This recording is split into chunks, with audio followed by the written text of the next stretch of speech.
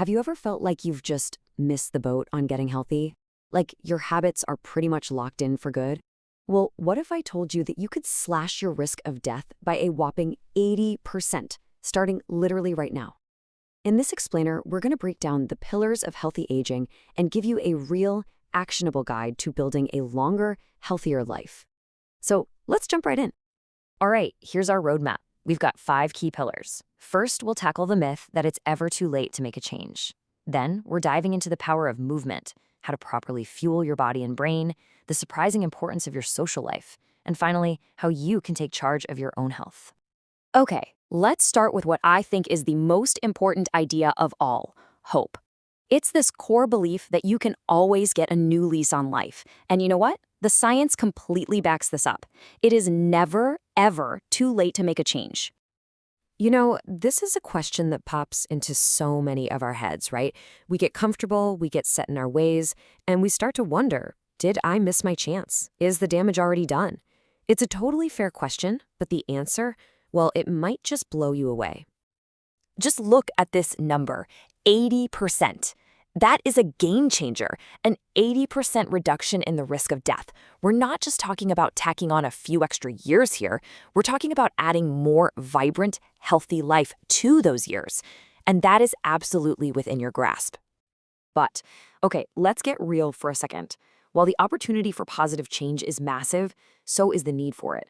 The hard truth is that the vast majority of older adults are already managing at least one chronic condition. Now, this isn't meant to scare you, not at all. It's about showing you why taking action is so incredibly important. And here's a peek at what we're up against. High blood pressure, high cholesterol, arthritis. I mean, these are the big ones that can really diminish our quality of life. But here's the thing. We have an incredibly powerful set of tools to fight back. So, let's grab our first tool from that toolbox, the power of movement. Seriously, if there's anything close to a magic bullet for a longer, healthier life, this is it.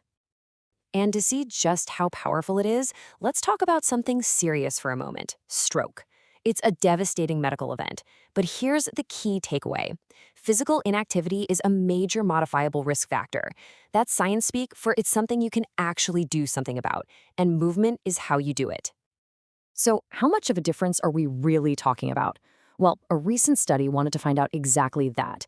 They took a group of adults, all in that higher risk age bracket, and just watched what happened over 6 months when they exercised at different levels. And the results were just crystal clear. Look, any movement was better than nothing, for sure. But the real magic, the biggest bang for your buck, happened right here in the moderate intensity group. They saw a significant boost, not just in their heart health, but in their overall quality of life. That's the sweet spot. And the best part, you don't have to become some gym rat to get these benefits. We're talking about 150 minutes a week. That's just over 20 minutes a day of something like a brisk walk. Add in a little strength training twice a week, and hey, even gardening counts, and some balance work, and you are well on your way. Okay, so we're moving our bodies more. Awesome. But now we've got to talk about what we're putting into our bodies, because what you eat is every bit as important as how you move. You hear about a million different diets, right? But for longevity, one really does seem to rise above the rest, the Mediterranean diet. And it's not about starving yourself. It's the opposite. It's all about enjoying an abundance of fruits, veggies, whole grains, and healthy fats that have been shown time and again to protect both your heart and your brain. But you know, it goes way beyond just your plate. It's also about all these other small daily habits that add up. Getting good quality sleep, for example. Taking care of your teeth. Yep, that's linked to heart health. Quitting smoking, which starts to benefit you literally within 24 hours. And don't forget to give your brain a workout too. Keep it active. All right, this next pillar might be one you don't think about as much when it comes to health, but it is absolutely critical. We're talking about social connection. The science on this is undeniable. Our relationships are a huge predictor of how long and how well we live.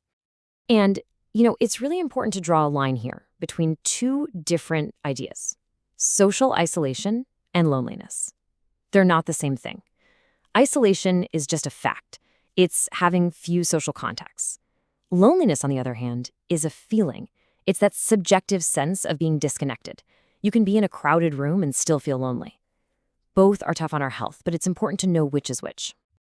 I mean, just let that sink in for a second. Being socially disconnected can be as damaging to your health as smoking 15 cigarettes a day. That's not just a nice to have. This is a fundamental, must have part of a healthy life. But the good news, and there is really good news here, is that this is something we can absolutely work on. There are so many ways to build these connections. You could volunteer for just a couple of hours a week, take a class to learn something new, or even adopt a pet. The key is to find what feels right for you and make it a real priority. And that leads us perfectly into our final pillar, which is all about putting you in the driver's seat. It's about taking a proactive, hands-on role in your own care and becoming a true partner with your doctor. Look, one of the single most powerful things you can do is just stay ahead of the game.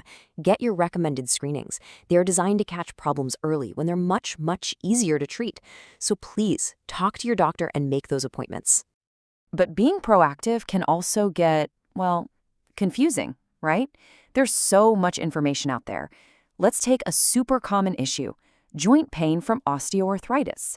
You see ads for supplements like glucosamine and chondroitin all the time. So should you take them?